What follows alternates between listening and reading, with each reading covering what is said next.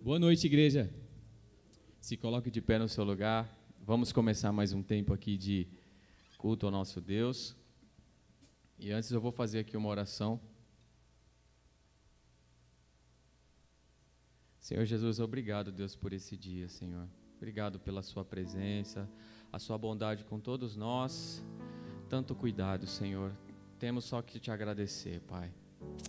E nessa hora, queremos aqui, ó Deus, oferecer o nosso melhor também, aquilo que o nosso coração deseja nesse momento, é oferecer um louvor agradável a Ti, Senhor, atenção à Tua palavra, que possamos juntos aqui como igreja louvar o Senhor de todo o coração, dizendo que o Senhor é santo e não há nada que se compare ao Senhor. Obrigado, Deus, por todo o cuidado com a nossa igreja, e nesse momento também nós vamos colocar as nossas orações. Que o Senhor esteja, ó Deus, com cada oração, com cada súplica também. Essa é a minha oração, em nome de Jesus, amém. Vamos louvar o Senhor, irmãos.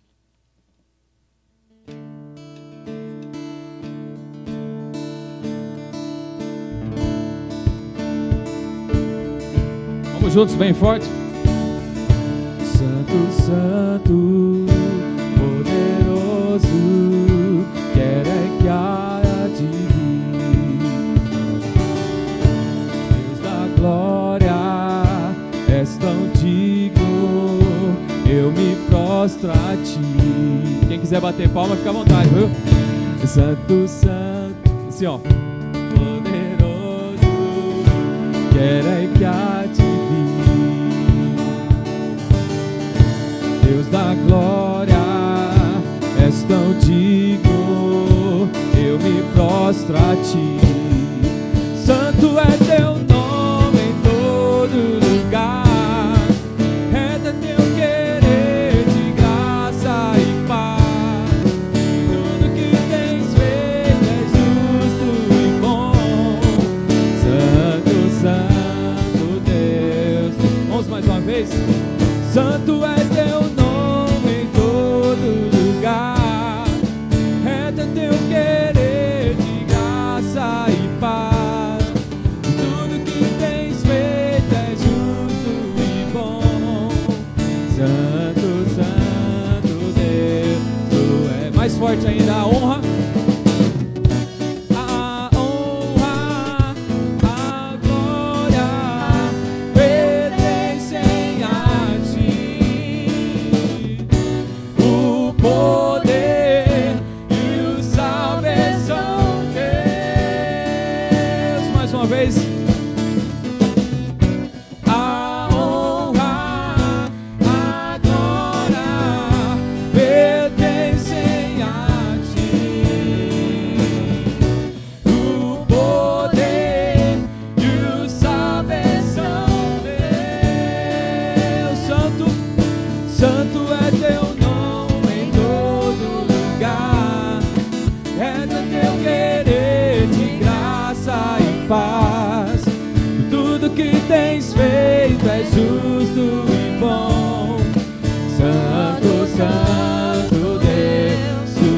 Igreja, vamos lá. Santo é teu nome em todo lugar, é teu querer.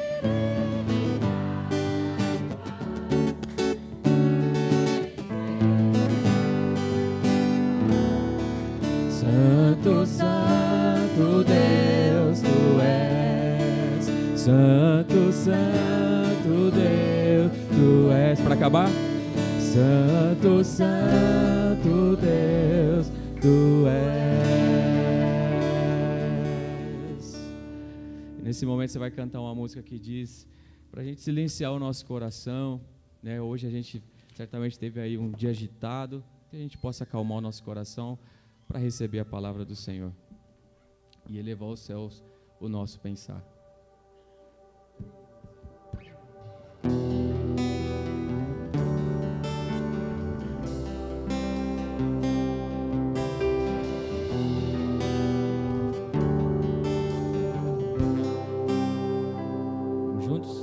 Silencio o meu coração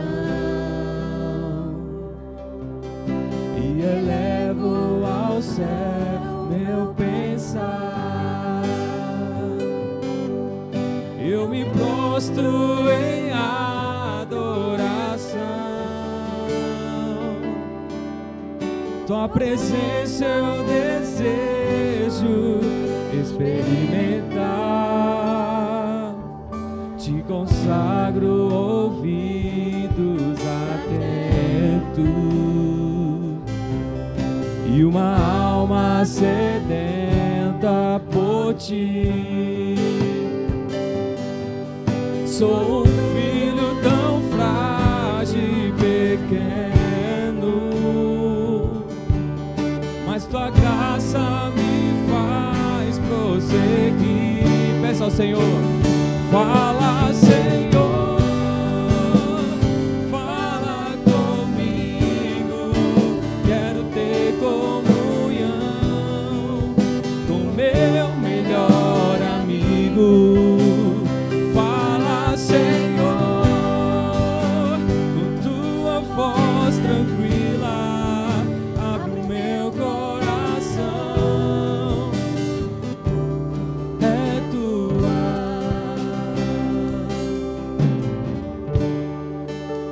É tua minha vida.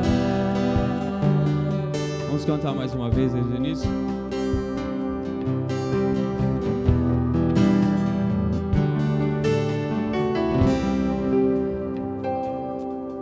Silencio o meu coração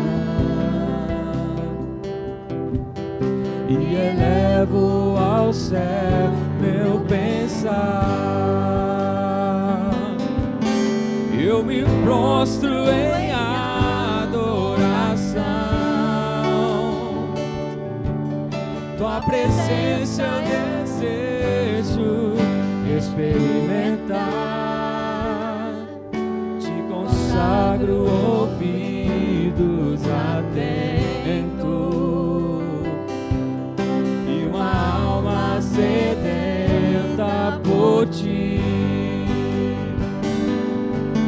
Sou um filho tão frágil e pequeno, mas tua graça me faz prosseguir. Fala, Senhor, fala comigo. Quero ter comunhão com meu melhor amigo. Fala, Senhor, com tua voz tranquila, abre o meu coração. É tua. Mais uma vez, fala, Senhor. Fala, Senhor.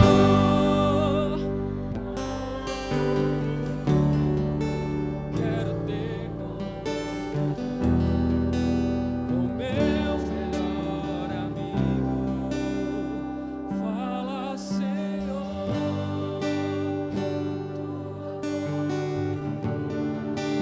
Abre o meu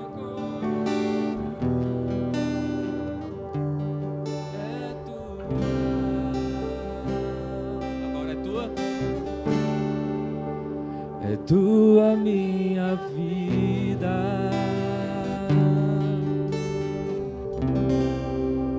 Os irmãos podem sentar.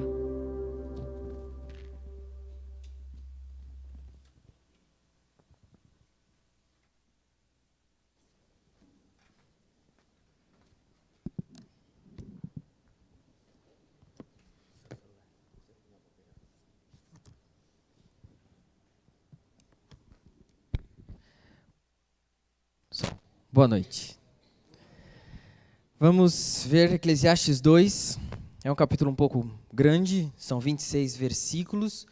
E eu vou olhar aqui, deu 8 e 10, eu já concluo que eu acho que eu devo chegar até o versículo 17, 16 para 17 em diante, a gente vê na próxima vez. Não vou ler todos esses versículos, porque entendendo isso, mas a gente vai passar por todos eles, você verá isso. Então, nós vimos semana passada que está claro que Salomão estava buscando sentido para a vida dele. É uma realidade, a gente tem isso muito claro nas Escrituras. E ele está buscando um sentido para a vida debaixo do sol. Então é essa perspectiva, e a gente sabe, então existe algo acima do sol, que é Deus, e ele está vendo por essa perspectiva, abaixo do sol. E muitas pessoas duvidaram, e têm duvidado, de Eclesiastes, dessa parte das Escrituras. Martinho Lutero foi um que desconfiou de Eclesiastes, e ele não aceitava, ele não via esse livro como um livro inspirado por Deus, ele dizia que havia muitas ideias humanistas, e não só esse livro, como o Tiago, a gente sabe disso também. Tem uma Bíblia de Scofield, que a gente gosta de usar ela aqui e ali, é uma Bíblia muito boa, mas o Scofield foi uma pessoa que, se você olhar na Bíblia dele, no comentário, no capítulo 9, no versículo 10, ele tem lá uma nota de rodapé que ele diz algo nesse sentido, que Eclesiastes deveria ser entendida ou expressada não como a palavra de Deus. Então ele também entende que é um livro que não é a palavra de Deus, ele não entende isso, então é uma Bíblia muito famosa, muitos estudiosos usam ela e observam os comentários, mas a gente vê, o próprio Martinho Lutero, a gente canta o Castelo Forte, um homem que nos incentiva, nos mostra algo que houve um significado na história, mas ele condenava também esse escrito. É um livro que a gente entende como um esforço humano, algo que humanamente a gente está buscando esse sentido da vida. E o próximo slide. Isso, o primeiro não é, mas o primeiro ficou da semana passada. A vida que teme ao Senhor será diferente. Essa é a proposta desse capítulo 2. A vida que teme ao Senhor vai ser diferente. Então, pensando nisso, a gente sabe que todo esforço humano, que ele está falando debaixo do céu, não faz o menor sentido se vivido à parte do Senhor, que eu acho que tem essa frase depois no próximo slide. É uma realidade, e a gente tem como vaidade esse texto de Eclesiastes como algo muito forte, muito gritante sendo no texto, algo que é dito muitas vezes pela a futilidade da vida, o que é buscado na vida, algo inútil, algo sem valor, e é isso que ele está dizendo.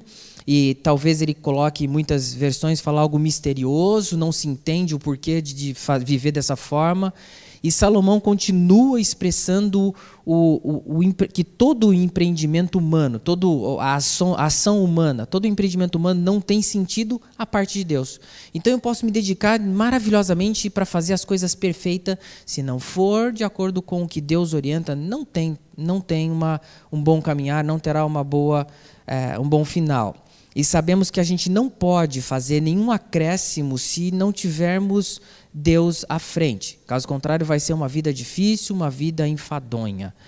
1:10 de nosso Eclesiastes, ele disse algo nesse sentido. Haverá algo de que se possa dizer, veja, isto é novo. Não, já existiu há muito tempo, bem antes de nossa época. Então, tudo que a gente fizer, a gente precisa ter essa noção. Eu não estou criando nada novo, já existiu. Talvez eu não conhecesse, eu não soubesse, mas sempre existiu. Então, não há nada que a gente fale assim, não, eu criei isso, eu estou imaginando isso, olha, isso existiu, pode ser que você não sabia, então é uma realidade. Nós não vamos fazer nada como inédito, nunca ninguém viu, já viram. Até o filme que está lá lançando inédito, alguém já assistiu, certo? Então é uma realidade, é isso, todo mundo já viu. Então, hoje a gente vê as considerações de Salomão nesse sentido, como uma perspectiva humana, é isso que ele está dizendo. Então pense, hoje a gente vive a proposta de que muitas vezes não importa crer, não importa o valor das verdades, o homem simplesmente ele tem que sentir. Eu não senti aquilo no culto ou aquilo naquele momento, eu não senti isso. Hoje o homem é isso, ele vive por sentimentos, é uma realidade. E o capítulo 1, o final dele é muito isso, o capítulo 2 vai falar nesse sentido, e ambos são atuais, são muito presentes no que a gente tem buscado como amor, como apreciação, como busca. Eclesiastes vai mostrar isso. Ele está mostrando realmente essas expectativas. Então, as experiências da vida, nota-se que chegam à mesma conclusão. Eu posso ter esse conhecimento vasto, ou eu posso ter aquele outro conhecimento, ou eu posso ter outro conhecimento. Tudo vai chegar à mesma conclusão. Então ele diz no versículo 2, Antes, o versículo 1 já diz: eu disse a mim mesmo, venha, experimente a alegria, descubra as coisas boas da vida. Esse experimentar é se entregar a tudo, é todos os desejos, é fazer tudo o que ele tem vontade. Descubra as coisas boas, faça o que você quiser. Se está com vontade de fazer isso, faz. Se está com vontade de fazer aquilo, faz. É essa a proposta. Mas isso também se revelou inútil. Concluí que o rir é loucura e a alegria de nada vale a pena. Então, você vê, as perspectivas intelectuais que ele vai tendo, vai mostrando que não pode dar sentido para a vida o que ele está sentindo, o que ele está vendo. E ele está tentando, então, viver com o máximo de prazer. E pense num homem que tinha tudo e poderia fazer o que ele quisesse. Ele tinha as boas coisas da vida à disposição da hora que ele quisesse. Isso é a pensar as coisas boas da vida, o que lhe agrada, o que você gostaria de ter, o que te dá mais desejo, o que te dá mais prazer, o que lhe dá mais satisfação. É isso, olha, tudo que eu quis, eu fiz, é isso mesmo, eu me dediquei a isso. Então Salomão, ele fazia, e pensando em tudo isso, isso mostrava que ânimo para fazer as coisas. E o que a gente faz, que a gente gosta, que nos dá ânimo, a gente faz e procura fazer mais e mais, é uma realidade. E nós temos isso dentro de nós. Vai me dar prazer? Então eu vou fazer, eu vou atrás disso. E Deus chega a chamar o povo de adúltero no Antigo Testamento, dizendo que eles estavam vivendo isso a parte de Deus, porque tanto a parte interior, que os desejos que eles tinham, quanto a parte exterior de adoração a outros deuses, era uma realidade. Eles estavam trocando Deus. Eles estavam adorando de tudo menos o próprio Deus. Por isso, esse adúlteros, nesse sentido. E o que é mais ácido para nós acaba sendo esse desejo que a gente alimenta no coração. Eu tenho vontade disso, eu tenho que fazer os meus desejos, eu não estou com vontade disso, eu não estou sentindo vontade disso. A gente vive isso. Estamos debaixo do céu e essa é uma realidade para todos nós. E quantas pessoas encontram o seu prazer em olhar algo, em fazer algo que jamais deveriam estar pensando? 2 Timóteo 3:4 diz assim: mais amantes dos prazeres do que amigo de Deus. Essa é uma realidade humana. E o ser humano tem sido isso, tem vivido isso, ele tem sido amante. O que vai me dar prazer? Eu fazer isso ou fazer aquilo? Eu tenho que bater cartão, eu tenho uma obrigação de estar nesse ou naquele lugar, então eu não vou. Mas vai me dar prazer? Então eu vou. Então as pessoas se veem na situação, se é obrigação eu vou, se vai me dar prazer eu vou. E se eu tiver um compromisso com Deus, talvez eu vá. Aí é diferente. Então as pessoas têm caminhado nessa forma. E há esposas ou maridos que buscam os seus prazeres e chegam a destruir as famílias. E eu sei de casos de a esposa falar: olha, eu não sinto mais prazer, eu não quero mais ficar com ele, eu não quero mais ficar com ela, eu descobri um outro mundo, que isso é viver. E realmente destrói a família e não olham para trás e seguem a vida buscando esse prazer, esse sentimento. É algo que acontece e é muito real. Defendem e mesmo destruindo tudo, as pessoas têm vivido essa realidade. Então, cuidado quando alguém diz: eu preciso disso, a gente precisa disso, eu quero isso, eu estou com vontade disso.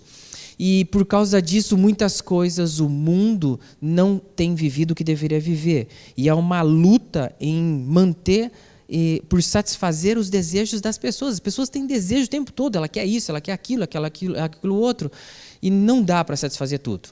Moisés foi alguém que abriu mão de seus prazeres, ele conhecia tudo. Hebreus 11 vai falar sobre isso. Pela fé, Moisés, já adulto, recusou ser chamado filho. Quem não gostaria? Sou filho, nossa, vou viver isso, eu tenho privilégios. Não, eu me recuso. Filho da filha do faraó, preferindo ser maltratado. Mas você vai ser maltratado, você não vai ter privilégios, não interessa. Eu vou ser maltratado com o povo de Deus a desfrutar dos prazeres do pecado durante algum tempo. Vou fazer isso. E as pessoas hoje fariam isso? De forma alguma. As pessoas, não, imagina, eu vou buscar o meu prazer, o meu direito, o que eu estou com vontade, o que eu acho que é certo, o que eu penso que... E as pessoas vivem essa realidade. E Eclesiastes está enfatizando o ponto de vista dos que não temem a Deus, não temem ao Senhor. E isso, temer a Deus não faz sentido, mas a viver a vida com os seus prazeres. O versículo 3 diz: decidi, foi uma decisão dele, entregar-me ao vinho e à extravagância, mantendo, porém, a mente orientada pela sabedoria. Eu queria saber o que vale a pena, debaixo do céu, nos poucos dias da vida humana. Então, você vê, é uma decisão. E aí você pergunta, você decidiu fazer isso com a sua vida. É uma realidade, debaixo do céu a pessoa decide. E ele imagine o reinado onde você tem vinho liberado o tempo todo, a hora que você quiser. Eu decidi me entregar a isso. E é uma decisão. E estudando mais a fundo isso, aproveitando, abrindo um parênteses, muitas pessoas falam assim, eu estou dependente disso, do vinho, por exemplo, ou seja, da cerveja, ou de algum produto químico que a pessoa se entrega. Houve um momento que ela decidiu fazer isso. E depois que ela decidiu, ela caminhou nisso. E depois, lá na frente, ela fala, eu sou um dependente químico, eu dependo dessa bebida, dessa droga, eu dependo. Ela criou uma dependência, mas antes ela decidiu se entregar. Não foi, agora eu dependo. A gente está vendo uma pessoa lá naquele estágio. Mas teve um antes desse estágio. E esse estágio foi uma decisão que ela tomou. Então, eu fui influenciado. Ela decidiu e ele decidiu fazer isso. E ser humano, debaixo do céu, ele decide fazer as coisas. Ele vai lá, ele abre a tampa da cerveja, ele abre a torneirinha, ele vira a garrafa no copo. Ele faz isso. Ele fez isso. E não para falar, olha, me entregaram, eu tive... Não, a pessoa faz e ela mantém isso. E mesmo orientada pela sabedoria, ele fala aqui, olha, com muito sabedoria, dosando aqui e ali, eu fiz. Sabe que ele se entregando a isso, talvez alguns se lembrem. Você fala, mas que coisa louca, né? Tem uma música que, vamos ver quantos aqui lembram. Se chorei ou se sorrir. Lembram disso ou não? O que importa? O importante é que emoções eu vivi. Você fala, as pessoas cantam isso. E elas olha, pode ter acontecido de tudo, mas o importante é que eu vivi emoções. Nossa, isso foi o que é maravilhoso para mim. Você fala, não, as pessoas vivem, e ele tem vivido grandes dificuldades em ter que tomar algumas coisas para se manter de pé e viver e ter emoções e seguir o caminho de ir debaixo do céu, buscando da forma dele. Infelizmente, é uma realidade. As pessoas buscam sensações, emoções. Eu quero desejo. Muitos creem que isso é que dá motivo para a vida. Eclesiastes 2:11, não me neguei nada aos meus olhos. Imagine você vai no shopping e você vai falar, olha, tudo que você quiser você vai comprar, tá bom? O Douglas vai ficar doido, né? Vai falar, nossa, estou enrolado. As esposas vão falar assim, amei. Eu estava querendo aquele sapato, aquele outro, aquela roupa nova, e era isso mesmo, não recusei dar o que o meu coração desejou, é isso mesmo. Na verdade, eu me alegrei em todo o meu trabalho, ele se dedicou, e essa foi a recompensa de todo o meu esforço. Contudo, quando avaliei tudo o que as minhas mãos haviam feito, o trabalho dele, e o trabalho que eu tanto me esforçara para realizar, percebi que tudo foi inútil. Foi correr atrás do vento. Não vai mais no shopping, tá bom? Douglas não precisa mais. Não há nenhum proveito no que faz debaixo do sol. Então, a gente sabe que Salomão, ele teve... se você buscar lá em 1 Reis 11, você lê de 1 a 11, você vai ver, de 1 a 8, você vai ver as 1.000 mulheres que ele teve. Ele construiu templos para sacrifícios infantis. Ele construiu templo para deuses, outros deuses. Ele foi influenciado, ele teve ali desejos pessoais das quais ele não deveria ter tido.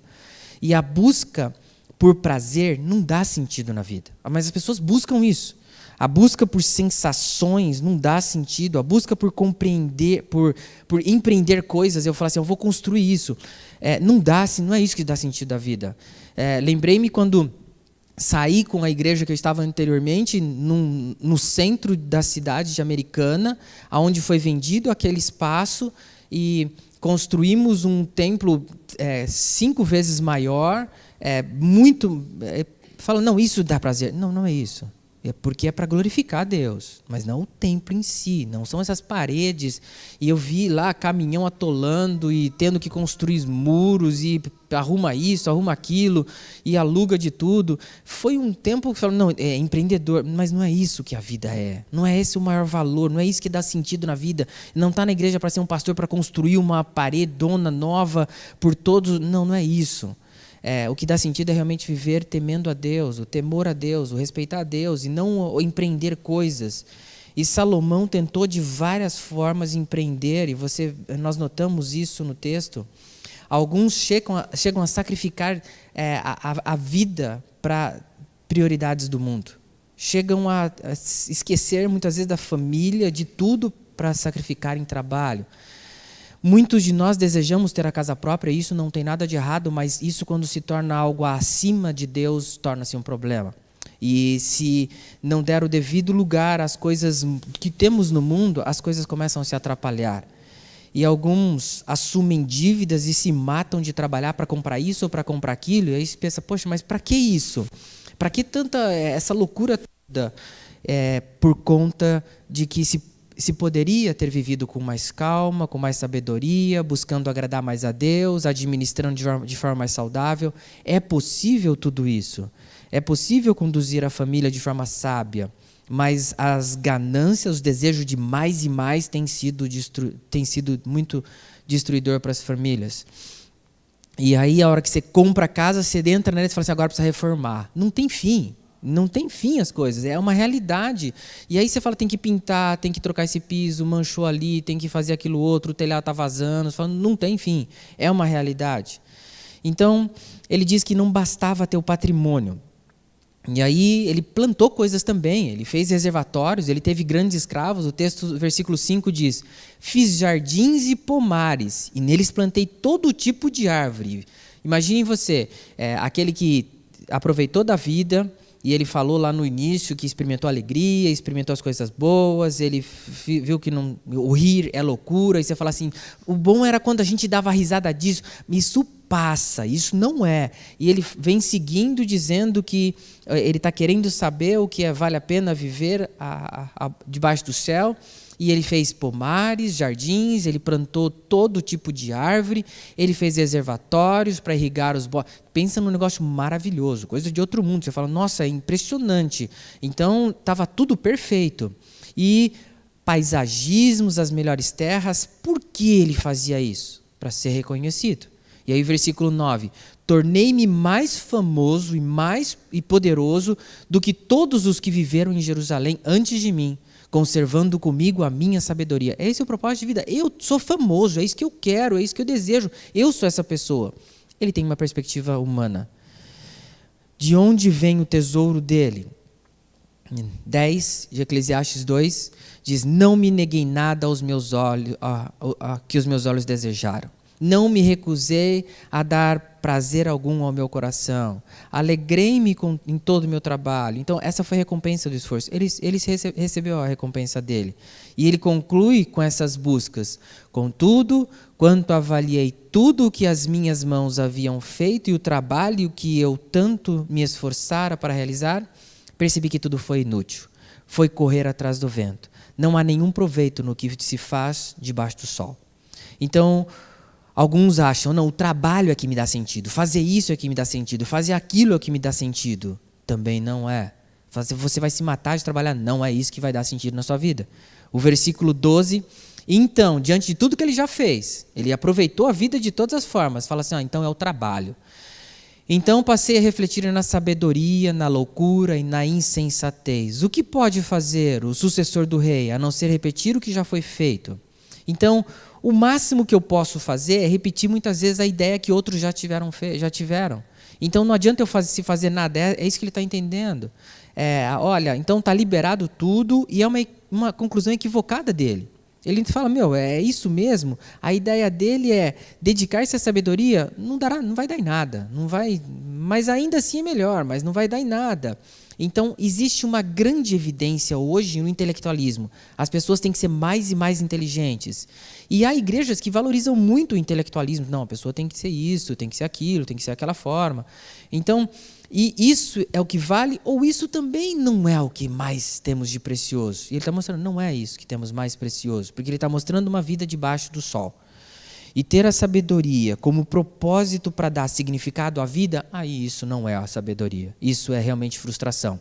Pois a pessoa se matou de compreender, de estudar, de conhecer isso, de saber aquilo, não foi isso. Vai se frustrar no final. E o 13 e 14 vai dizer: percebi que a sabedoria é melhor que a insensatez, sem dúvida nenhuma. Melhor isso, assim como a luz é melhor que as trevas. Ele está chegando a conclusões, debaixo do sol. O homem sábio tem olhos que enxergam, mas o tolo anda nas trevas. Então ele está chegando a conclusões claras, óbvias. Todavia percebi que ambos têm o mesmo destino. Mesmo eu tendo muita sabedoria, muito conhecimento, mesmo aquele que não tem conhecimento, que é um tolo, nós temos o mesmo destino. Então ele está começando a entender a realidade da vida, e ele diz que a sabedoria não é, olha, não vai ser isso o maior, mas Provérbios 3, 13, nós temos: como é feliz o homem que acha a sabedoria, o homem que obtém entendimento. Estamos falando desse homem que está em loucura, entendendo debaixo do sol. Ele vai falar que isso não é importante. Mas ainda é melhor, mas não é tão importante. Mas quem acha a sabedoria, e é uma sabedoria de vida prática com Deus, de ter um relacionamento com Deus, de viver com o entendimento de aquilo de acordo com o que Deus deseja. Essa é a sabedoria que é preciosa aos olhos de Deus, fazendo o que Ele deseja. Então Salomão está estabelecendo a sabedoria, ele está dando direção à sabedoria, ele sabe que a sabedoria é boa, ela é preferível em contrapartida com a insensatez.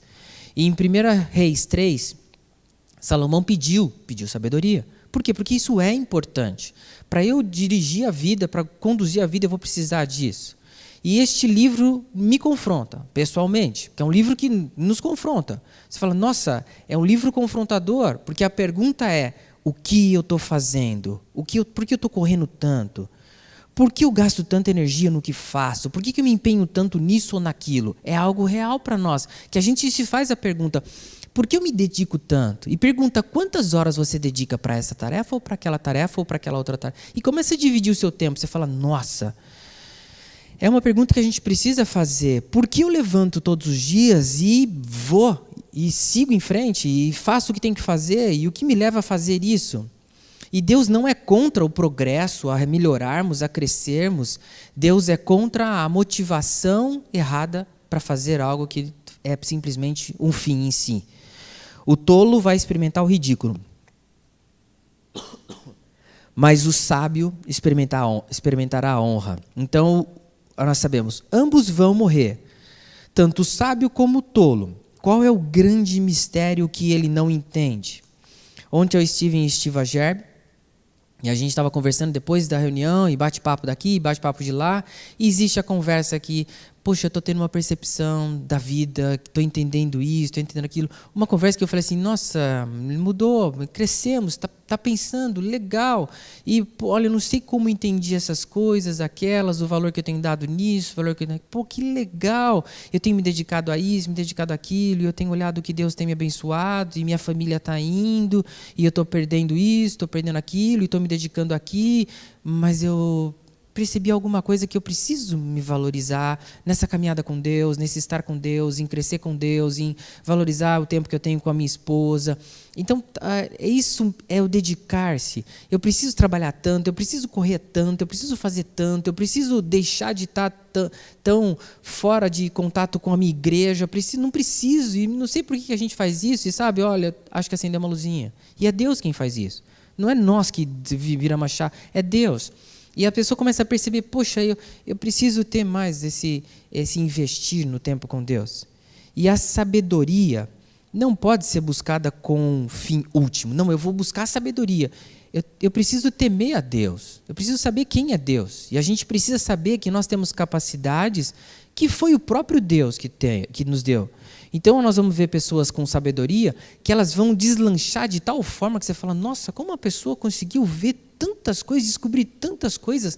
Ela entende o hebraico, ela entende o grego, ela fala o inglês fluente, ela fala o francês, ela entende... Fala: nossa, como é que você... Você também... Alemão também, porque alguns... nossa, por que eu não consegui isso?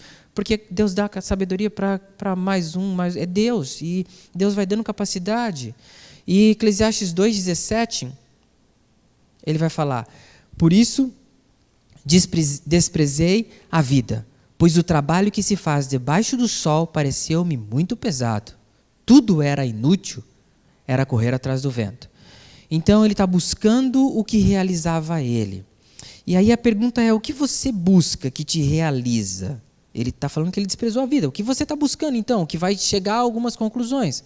Você está buscando uma casa própria, um diploma novo, um casamento, um filho, um carro, um navio, um barco, um helicóptero, ou um monte de... O que vai realizar você? Não, é quando eu conseguir isso. Isso me realiza. E sem conhecer Deus, existe um grande desespero. Eu preciso conseguir essas coisas, eu preciso correr atrás dessas coisas, eu preciso fazer isso. E a gente precisa saber que a única solução é a graça de Deus, não nós mesmos, não nossa busca. E estudar a palavra de Deus deve ser como um choque para nós. A gente fala assim, uxa, levei um choque. É isso mesmo, a palavra de Deus dá um choque em nós para a gente falar assim, presta atenção, você precisa viver isso. E Deus deseja continuamente chamar a nossa atenção para que estamos vivendo, por que estamos vivendo. E Eclesiastes é um livro de informações aos indivíduos que se consomem a tanto trabalhar. Esse é o livro que chama a nossa atenção. Você fala, nossa, eu estou me matando de trabalhar. Cheguei ao ponto de me desesperar por todo o trabalho no qual tanto me esforcei debaixo do sol. Eu estou desesperado, tanto que eu tenho trabalhado. Legal. Bom nos dar um choque, bom nos olhar e falar, mas por que ele está falando isso? Aqui a gente tem alguém que está trabalhando muito. Precisa ser claro para nós que muitos levam o seu trabalho como fim. Falam, não, eu tenho que trabalhar, e isso não vai dar sentido para a minha vida se eu não trabalhar. Isso tem que ser o sentido da minha vida, porque eu tenho que trabalhar. E não há garantia que iremos usufruir de todo o nosso trabalho. A gente se dedica muito, é uma realidade. As pessoas se dedicam. E quantas pessoas morrem de tanto trabalhar? Morre acidentalmente, morre o ir e vir do trabalho, morrem e não desfrutam de muitas coisas. O versículo 22, que proveito tem o homem de todo o esforço, de toda a ansiedade com que trabalha debaixo do céu? Que proveito vai ter isso? Você se mata de trabalhar. O que você estava fazendo? Estava trabalhando. O que você estava fazendo? Estava trabalhando. Eu tive trabalho nisso. Ok, e é isso mesmo, Eclesiastes dá um choque, né? A gente fala, presta atenção. Não se mate de fazer isso. E por que as pessoas passam horas e horas se matando de trabalhar? E o Novo Testamento, um homem trabalhou horas a horas para obter o máximo do seu futuro, para ter o melhor, para gozar do melhor, ele investiu em construir muito. E ouvimos muito isso. Vou trabalhar enquanto eu tiver energia. Ok, e Lucas 12 vai falar sobre isso. E fala de um homem que produziu muito, que armazenou muito, que construiu grandes celeiros, guardou cada vez mais e tinha grandes safras, muitos bens. E o que ele armazenou dava garantia para ele viver muitos anos. Deus chamou isso de tolo, insensato. O versículo Lucas 12, 20 vai dizer, contudo, Deus lhe disse, insensato, esta mesma noite a sua vida lhe será exigida. Então quem ficará com o que você preparou? Você fala, vou trabalhar feito doido.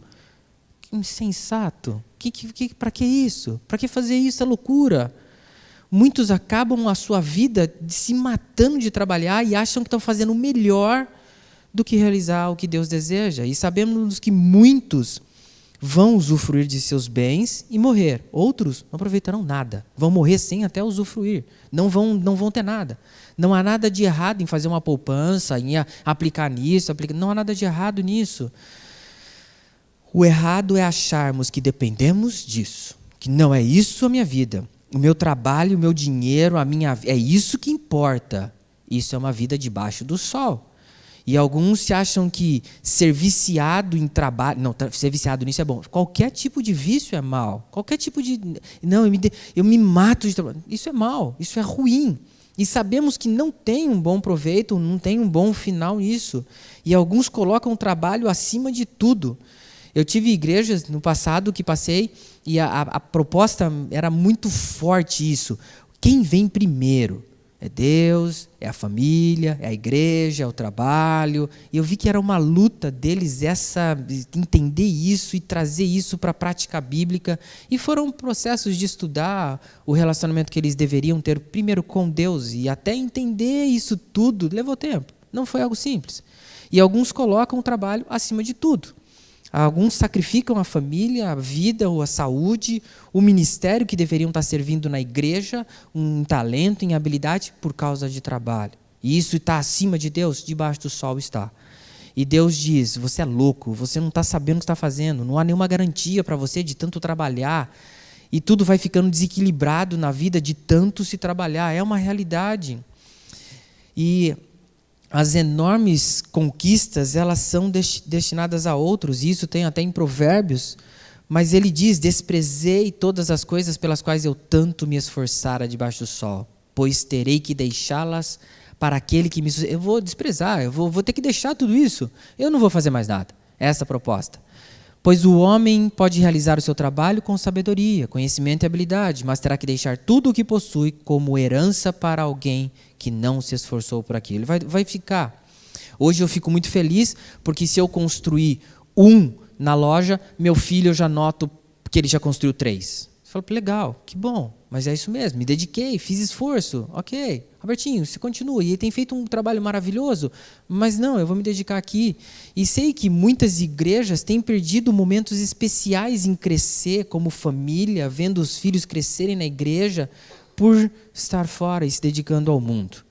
E o versículo 22 diz: que proveito tem o homem de todo o esforço e de toda a ansiedade que trabalha debaixo do sol? Toda essa ansiedade, todos esses momentos, quantos são os que não conseguem dormir de noite porque estão preocupados de tanto trabalho que tem? Você fala: meu, isso é vida? Não, não é. E aí a gente tem a palavra de Deus dando um choque na gente. Fala: meu, não é isso. Muitos não conseguem descansar.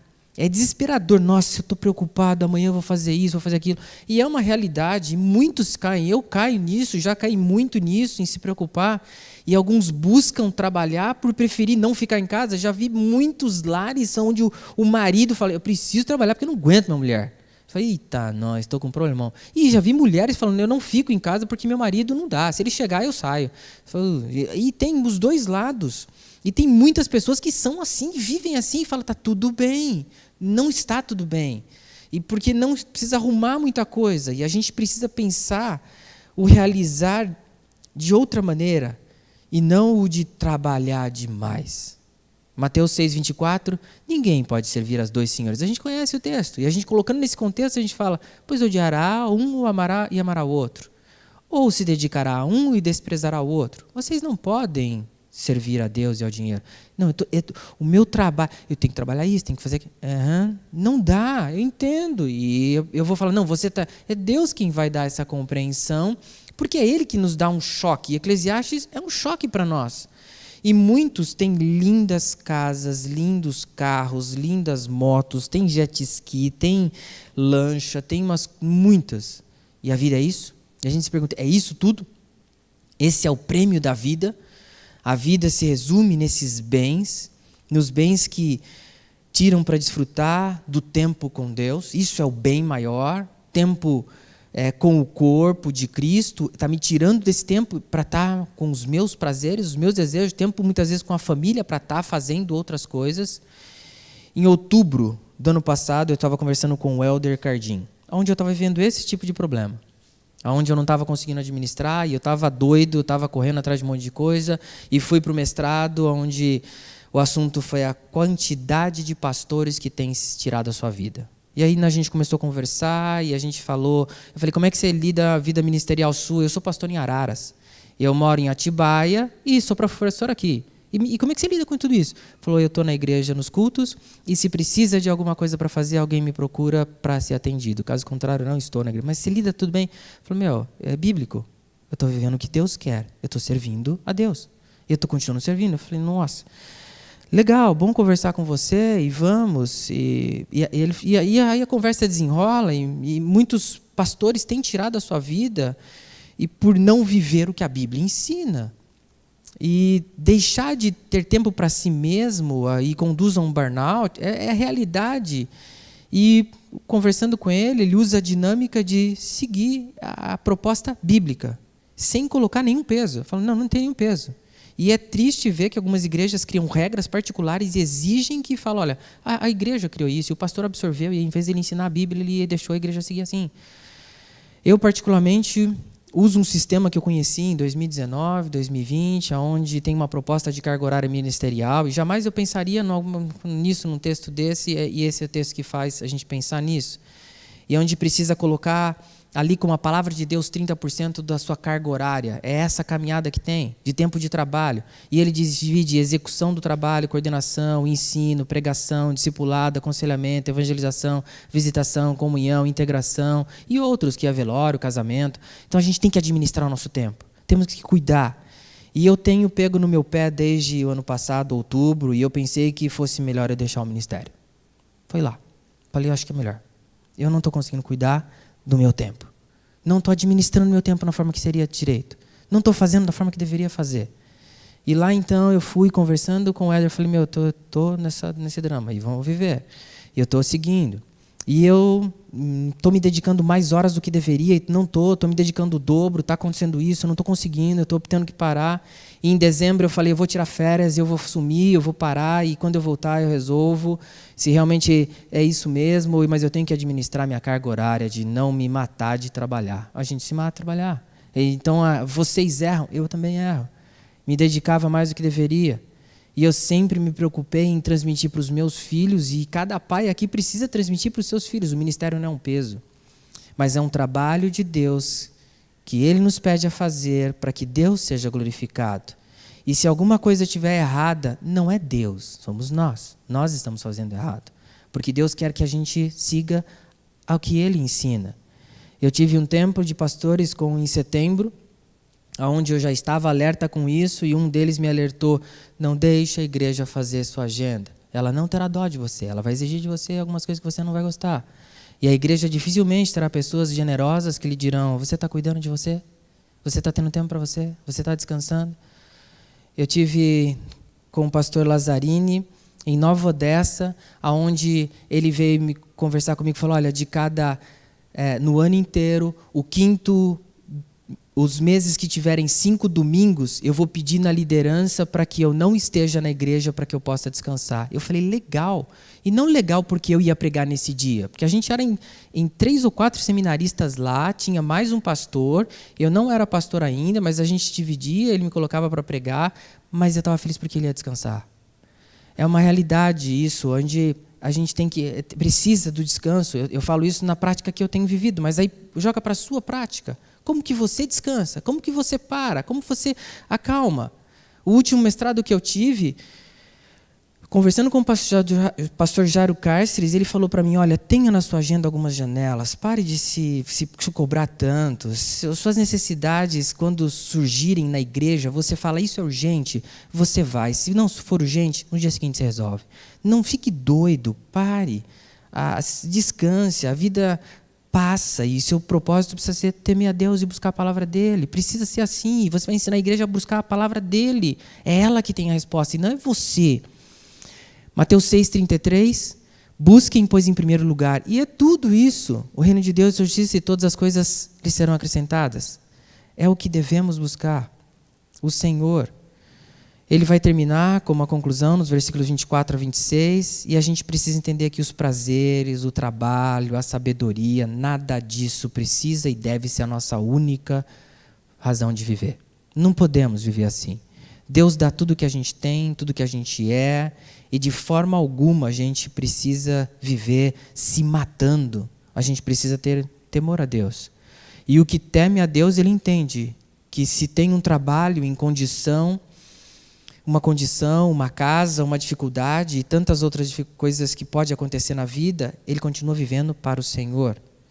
O que não teme ao Senhor, ele sempre está dizendo que precisa trabalhar mais, que ele precisa ganhar mais, ele precisa de uma casa maior, ele precisa disso melhor, ele precisa ter, e os outros não estão fazendo, e aquele não está indo, ele sempre precisa mais. Isso é um nome diferente para a idolatria, onde a gente acaba fazendo o que não deveria. A gente idolatra coisas e a gente tem burnout, a gente tem um monte de problema de saúde, a gente começa a ter um monte de problema correndo atrás do mundo e querendo resolver o mundo, e não é o que Deus nos pede. Deus nos diz para administrarmos isso. Filipenses 4:10, alegro-me grandemente no Senhor, porque finalmente vocês renovaram o seu interesse por mim. De fato, vocês já se interessavam, mas não tinha oportunidade para demonstrá-lo. Bom, ele estava passando dificuldade, ele tinha necessidades, mas não tinha oportunidade de demonstrá-lo. Paulo estava satisfeito com o que tinha recebido. E ele, ao receber, mas não tinha, vocês não teve oportunidade.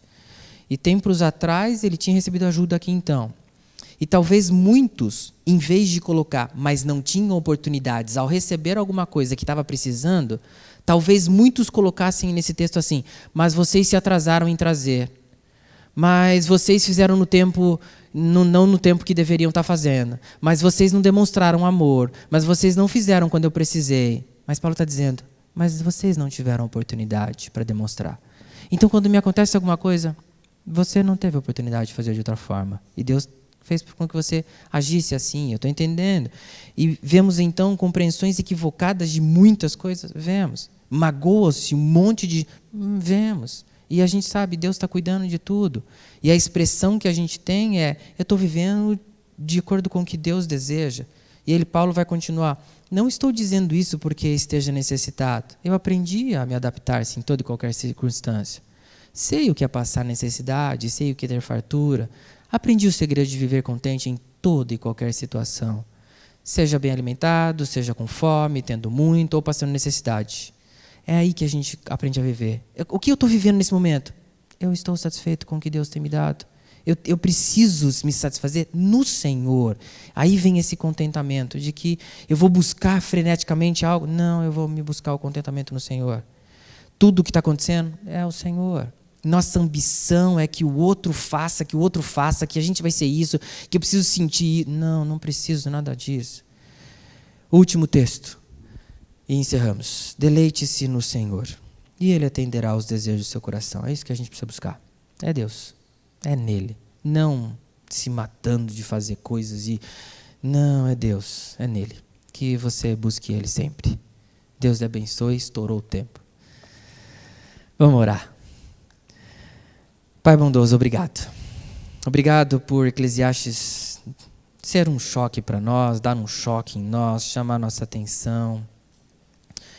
E a atenção de cada um que aqui está e também a mim. Preciso aprender a depender mais do Senhor e todos nós precisamos, Pai. Nos ajude a realmente administrar nosso tempo, as nossas prioridades, os nossos valores, aquilo que é precioso. Ajude-nos a realmente viver pela perspectiva do Senhor e não pela perspectiva desse mundo. Nos ajude a valorizar aqueles que o Senhor tem colocado na vida de cada um de nós, as oportunidades de falar do Teu amor, da Tua graça, que mais pessoas conheçam a Tua palavra e busquem a Ti. Obrigado, Pai, por esta igreja. Obrigado pelo privilégio de cada um aqui. Cuida daqueles que estão pela internet e nos abençoe. Em nome de Jesus. Amém. Vocês lembram dela? Agrada-te do Senhor e Ele fará aquilo que deseja o teu coração. Entrega o teu caminho ao Senhor e o mais Ele fará. Descansa. Descansa no Senhor e espera nele, pois Ele é a tua salvação. Depois a gente canta mais, tá bom? Outra oportunidade que meus irmãos aqui, não vou pegar eles de surpresa. Se coloque de pé no seu lugar. Vai muito de encontro que a gente ouviu agora, né? E eu, na hora, comecei a cantar aqui na minha mente.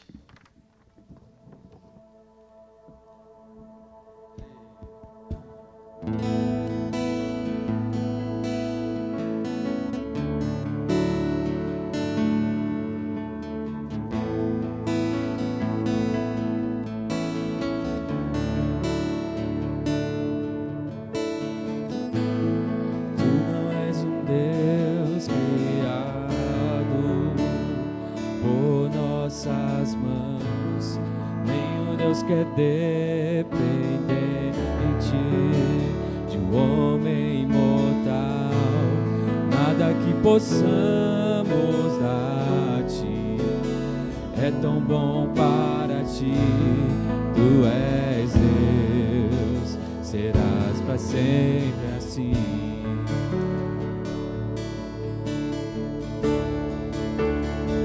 somente és Deus, o eterno Senhor. O teu trono é o céu, tu somente és Deus. Hoje aqui, sendo os meus dias bons, ou se forem más, tu comigo estás.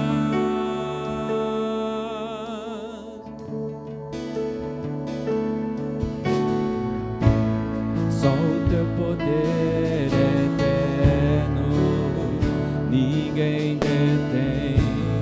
Ao teu nome seja glória, honra e poder. Tudo que podemos dar-te é digno de receber. Tu és Deus, será pra sempre a te ser.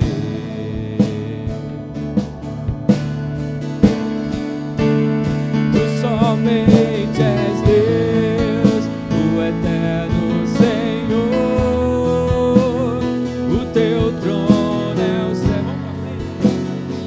Somente és Deus. Hoje aqui, sendo os meus dias bons, ou se forem maus, tu comigo estás. Os homens não mudará, não falhará. Tremendo Deus, assim tu és. Não mudará, não falhará. Tremendo Deus, assim tu és.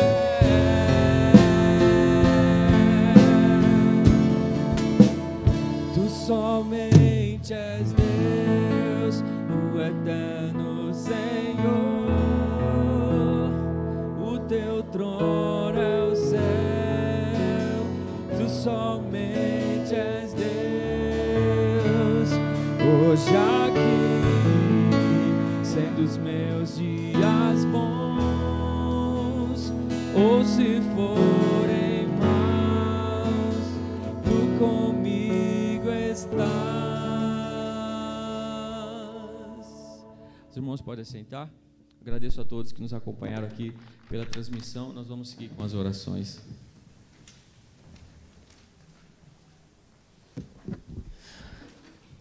Como eu estourei o tempo, vocês viram, né? Nós teremos uma oração final, oraremos, ou vocês querem separar em duplas? Abro isso. Quem falar primeiro ganha, tá bom? E aí? Tá muito tarde, né? Vamos orar?